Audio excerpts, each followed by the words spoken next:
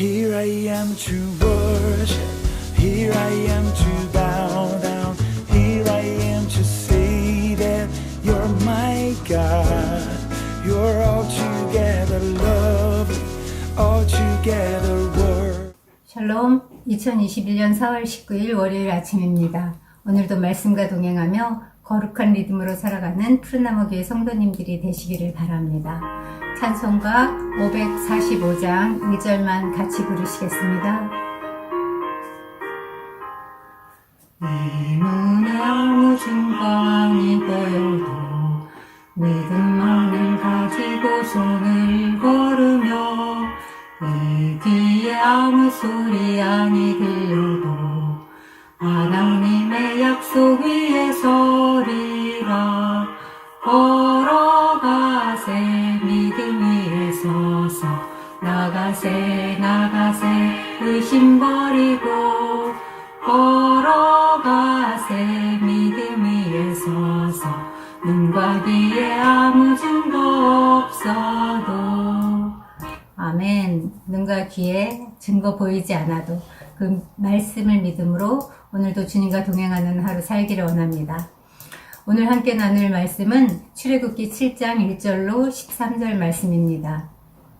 함께 읽으시겠습니다. 여호와께서 모세에게 이르시되 볼지어다 내가 너를 바로에게 신같이 되게 하였은즉 내 형 아론은 내 대언자가 되리니 내가 내게 명령한 바를 너는 내 형 아론에게 말하고 그는 바로에게 말하여 그에게 이스라엘 자손을 그 땅에서 내보내게 할지니라. 내가 바로의 마음을 완악하게 하고 내 표징과 내 이적을 애굽 땅에서 많이 행할 것이나 바로가 너희의 말을 듣지 아니할 터인즉 내가 내 손을 애굽에 뻗쳐 여러 큰 심판을 내리고 내 군대 내 백성 이스라엘 자손을 그 땅에서 인도하여 낼지라. 내가 내 손을 애굽 위에 펴서 이스라엘 자손을 그 땅에서 인도하여 낼 때에야 애굽 사람이 나를 여호와인 줄 알리라 하시매. 모세와 아론이 여호와께서 자기들에게 명령하신 대로 행하였더라. 그들이 바로에게 말할 때에 모세는 80세였고 아론은 83세였더라. 여호와께서 모세와 아론에게 말씀하여 이르시되 바로가 너희에게 이르기를 너희는 이적을 보이라 하거든 너는 아론에게 말하기를 너의 지팡이를 들어서 바로 앞에 던지라 하라. 그것이 뱀이 되리라. 모세와 아론이 바로에게 가서 여호와께서 명령하신 대로 행하여 아론이 바로와 그의 신하 앞에 지팡이를 던지니 뱀이 된지라. 바로도 현인들과 마술사들을 부르매 그 애굽 요술사들도 그들의 요술로 그와 같이 행하되 각 사람이 지팡이를 던짐에 뱀이 되었으나 아론의 지팡이가 그들의 지팡이를 삼키니라. 그러나 바로의 마음이 완악하여 그들의 말을 듣지 아니하니 여호와의 말씀과 같더라. 7장에는 모세와 아론의 순종이 나옵니다. 순종은 하나님의 능력이 나타나게 하는 통로가 됩니다. 1절에서 하나님은 모세에게 바로를 지배할 수 있는 신적 능력과 권세를 주시고 말 잘하는 아론을 그의 대변인으로 주시겠다고 약속하십니다. 모세가 두려워하고 있던 그 고질적인 문제들을 다 해결해 주신 것입니다. 그렇기 때문에 그동안 그렇게 망설이고 변명하고 순종하기를 꺼려하던 모세가 이 약속이 주어진 7장 이후부터는 더 이상 핑계하지 않고 믿음으로 담대히 전진합니다. 하나님은 사람에게 무턱대고 일을 맡기시거나 무조건적인 순종을 강요하시지 않습니다. 모세에게 하신 것처럼 우리에게 어떤 사명을 맡기실 때는 이미 감당할 수 있는 힘과 능력 그리고 돕는 자까지 다 예비해 두셨다는 뜻입니다. 그러므로 우리는 하나님을 신뢰하고 순종하기만 하면 됩니다. 3절에는 논란이 많은 구절이 나옵니다. 내가 바로의 마음을 완악하게 하고 라는 말씀입니다. 출애굽기에는 이처럼 하나님께서 바로의 마음을 완악하게 하셨다는 표현이 많이 나옵니다. 하나님이 바로의 마음을 완악하게 하셨다면 그래서 바로가 이스라엘 백성의 출애굽을 방해한 것이라면 바로의 잘못이 아니지 않느냐. 그래놓고 심판하는 것은 바로가 너무 억울하지 않느냐라고 질문하는 사람들이 많이 있습니다. 얼마 전에도 함께 양육 클래스를 하고 있는 어떤 형제님이 그런 질문을 하셨습니다. 한편으로는 모세를 보내서 내 백성으로 가게 하라 라고 말씀하시고 다른 한편으로는 바로의 마음을 완악하게 만드셔서 보내지 못하게 한다면 이것은 상식적으로도 앞뒤가 맞지 않지 않느냐. 그렇다면 바로만 억울하게 이용당하고 죽는 거 아니냐라고 질문하셨습니다. 그렇다면 이 말씀의 진짜 의미는 무엇일까요? 먼저 결론을 말씀드리자면 하나님께서 바로를 완악하게 만드셨다는 것은 악하지 않은 바로, 착한 바로를 하나님께서 악하게 만들었다는 뜻이 아닙니다. 그렇게 되면 하나님이 악의 조성자가 되십니다. 그러면 하나님의 공의가 무너지고 심판의 근거가 사라지고 맙니다. 그러므로 이 말은 하나님께서 성령의 은총을 거두심으로 인간들의 악함을 그대로 드러나게 하셨다는 뜻이 됩니다. 하나님이 붙들고 있는 은혜의 손을 놓아버리시면 그때 인간 속에 있는 악의 본질이 그대로 폭로되어 버리고 맙니다.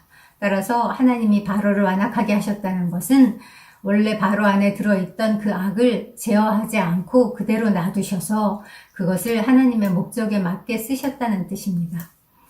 출애굽기를 자세히 읽어보면 하나님이 바로를 완악하게 만드신 게 아니라는 다른 증거도 많이 나옵니다. 오늘 본문 13절에 나오는 그러나 바로의 마음이 완악하여 라는 표현처럼 하나님이 아니라 바로 스스로 자기 마음을 완악하게 했다는 것입니다.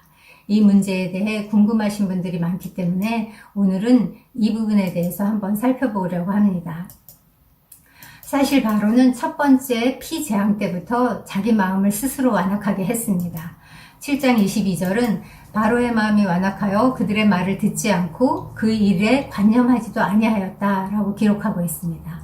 둘째 개구리 재앙에는 그러나 바로가 숨을 통할 수 있음을 볼 때에 그 마음을 완강하게 하여 그들을 듣지 아니하였으니 라고 나오고, 셋째 이 재앙에서도 바로의 마음이 완강하게 되어 그들을 듣지 아니하였으니 여호와의 말씀과 같더라 라고 나옵니다.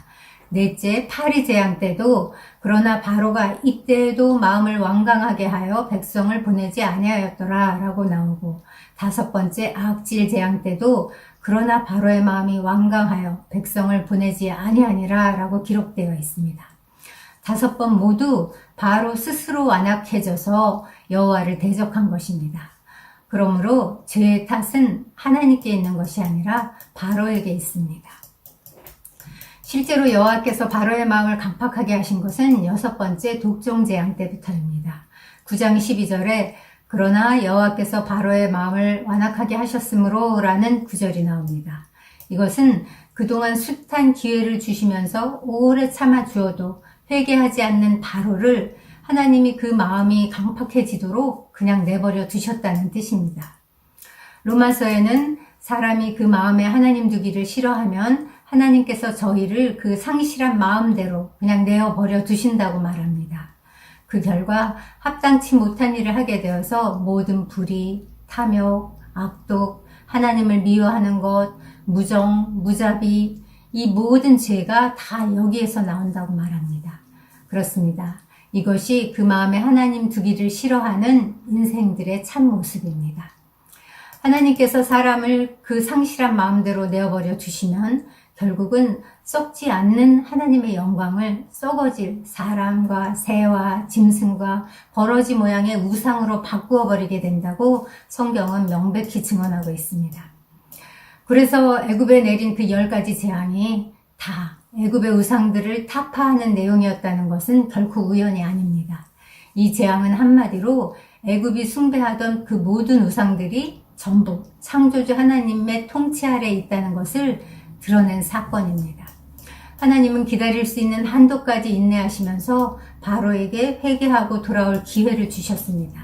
헛된 의상을 버리고 사시고 참된 하나님께로 돌아오도록 계속 기회를 주셨음에도 바로가 완강하게 거부하자 하나님께서 그때 은혜의 손을 거두신 것입니다.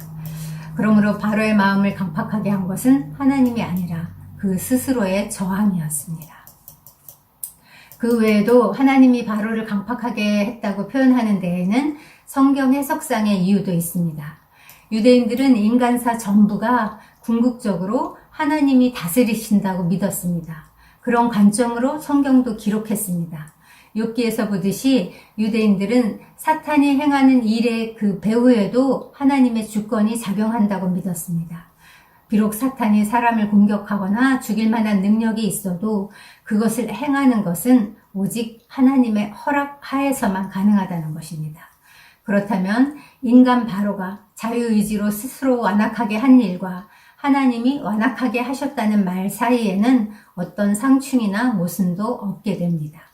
인간이 저지르는 그 죄악의 역사 속에서도 그것을 궁극적으로 다스리고 섭리하여 마침내 자신의 뜻을 이루어내시는 하나님의 절대 주권과 위대하신 지혜를 보여주는 표현일 뿐입니다.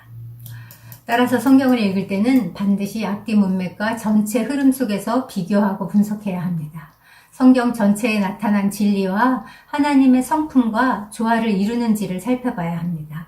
궁극적으로는 예수 그리스도의 십자가 복음과 합치하는지를 비춰봐야 합니다. 한 구절이나 한 단어에만 주목해서 문자적으로만 해석한 후에 여호와를 독선적이고 배타적인 신이라고 매도해서는 안 됩니다.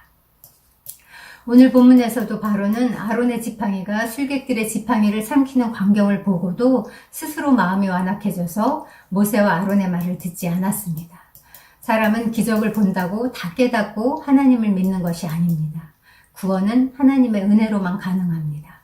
사람이 자신의 죄를 깨달아 회개하고 주 예수 그리스도를 믿는 것은 전적인 하나님의 은혜입니다. 우리를 그 은혜의 손으로 붙들어 주시고 우리 마음을 부드럽게 하셔서 이 신앙길을 가게 하시는 하나님께 감사와 찬양을 드립니다. 그런데 오늘 저를 감동시킨 말씀은 모세는 80세였고 아론은 83세였더라 라는 구절입니다. 무슨 숫자의 감동이냐고요? 매일 말씀하시는 하나님이 매일 주시는 감동 포인트도 매일이 다르고 날마다 새롭습니다. 아시다시피 제가 늦은 나이에 목사 안수를 받게 되었습니다. 하나님의 강권하시는 사랑에 이끌려서 여기까지 왔고 그래서 감사하면서도 제 속에는 여전히 하나님의 일을 하기에는 많이 늦었다라는 그런 마음이 있었나 봅니다. 머자나 남들 다 은퇴할 나이에 이제 안수를 받자니 더욱 그런 생각이 들었던 것 같습니다. 그러면서 좀 더 일찍 순종했으면 좋았을 걸 하는 그런 후회가 드는 요즘이기도 했습니다. 그러던 차에 오늘 모세와 아론이 여호와께서 그들에게 명하신 대로 다 행해서 바로에게 말할 때에 모세는 80세였고 아론은 83세였더라 라는 구절을 보니 어찌나 위로가 되고 감동이 되는지요.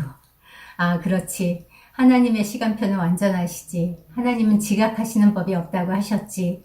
이렇게 번쩍 새 힘이 솟아오르며 다시 도전을 받았습니다. 지금 혹시 여러분 가운데 무언가를 새로 시작하기에 너무 늦었다며 망설이시는 분이 계십니까? 오늘 저처럼 모세와 아론을 통해 도전받으시기 바랍니다. 무언가를 시작하기에 너무 늦은 나이란 없습니다.